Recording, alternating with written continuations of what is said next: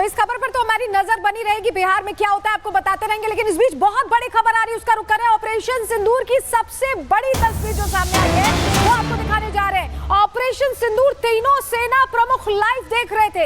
ये अब तस्वीर सामने आई है और ये अब तक की सबसे बड़ी तस्वीर है। जो 6 से 7 मई की रात 1:05 पर ऑपरेशन सिंदूर शुरू हुआ था और 25 मिनट तक वो ऑपरेशन चला था, उसकी तस्वीर देख लीजिए।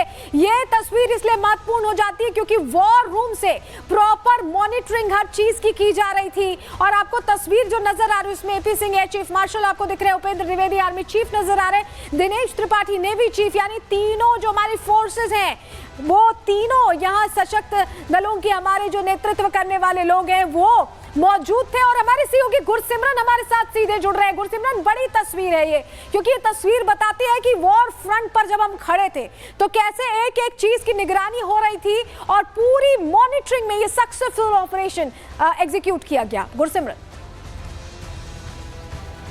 देखिए, बिल्कुल भारतीय सेना का जो मंथली मैगजीन है बातचीत, उसमें तस्वीरें जो हैं भारतीय सेना की तरफ से जारी की गई हैं। 6 तस्वीरें हैं जिसमें तीनों सेना प्रमुख और Chief of Defence Staff General Anil Chauhan जो हैं वो देखने को मिलेंगे। इसमें भारतीय सेना के प्रमुख जनरल उपेंद्र द्विवेदी, भारतीय वायुसेना के प्रमुख जो हैं एयर मार्शल एपी सिंह मौजूद हैं। इसके साथ साथ नेवी प्रमुख जो हैं एडमिरल दिनेश त्रिपाठी मौजूद हैं। इसके साथ साथ आप देखेंगे तो वॉर रूम में जो है लगातार नजर रखी जा रही है। DGMO Lieutenant General Rajiv Ghai मौजूद हैं, Vice Chief of Army Staff जो हैं भारतीय सेना के उप प्रमुख जो हैं वो लेफ्टिनेंट जनरल एनएस राजा सुब्रमणी वो इसमें मौजूद हैं और लगातार नजर रखी जा रही है। आपको बता दें कि इसके अलावा सभी कमांडर्स जो हैं ये कमांडर्स हैं भारतीय सेना की, चाहे उत्तरी कमान की बात की जाए, पश्चिमी कमान की बात की जाए या दक्षिणी कमान की बात की जाए, सभी के कमांडर्स जो हैं वो वीडियो कॉन्फ्रेंसिंग के जरिए सिक्योर लाइन पर जुड़े हुए हैं। वो तस्वीरें भी आई हैं जिसमें आपको लेफ्टिनेंट जनरल मनजिंदर सिंह जो हैं वो यहाँ पर दिख रहे होंगे एक तस्वीर में। उसके अलावा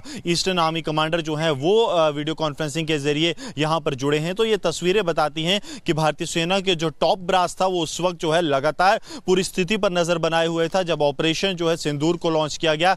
1:05 की तस्वीरें जो है, तस्वीर एक जो लॉन्च की गई, जो रिलीज की गई है भारतीय सेना की तरफ से, उसके जो मासिक मैगजीन है बातचीत के जरिए, और इसमें बिल्कुल साफ देखा जा सकता है कि पूरी तरह से नजर जो है वो टिकाई बैठी थी भारतीय सेना, वायुसेना और नेवी। यानी कि अगर इस ऑपरेशन को किस तरह से इंटेंसिफाई करना है और क्या ऑपरेशन की जरूरतें हैं उस पर उसी वक्त फैसला लिया जा सके, क्योंकि डीजीएमओ वहां पर मौजूद थे, फैसला लिया जा सके, इसीलिए प्रॉपर मॉनिटरिंग हो रही थी। और जब इस तरह के बड़े ऑपरेशंस होते हैं तो सबकी धड़कनें बड़ी रहती हैं। वो 25 मिनट बहुत क्रूशियल थे, उनको कैसे देखा गया, हर चीज को कैसे एक तरह से समझा गया, ये तस्वीर हम दिखा रहे हैं। बहुत शुक्रिया आपका गुरसिमरन, जुड़ने के लिए और जानकारियां देने के लिए। देखिए ये तस्वीर आप जरा देखिए, एक एक चीज को बहुत क्लोजली मॉनिटर किया जा रहा है क्योंकि जो कुछ हो रहा था उस वक्त वहां पर उसको लेकर सबकी निगाहें टीवी स्क्रीन पर ही थी और इन स्क्रीन्स पर वो विजुअल्स आ रहे थे जो वहां पर लाइव ऑपरेशन चल रहा था।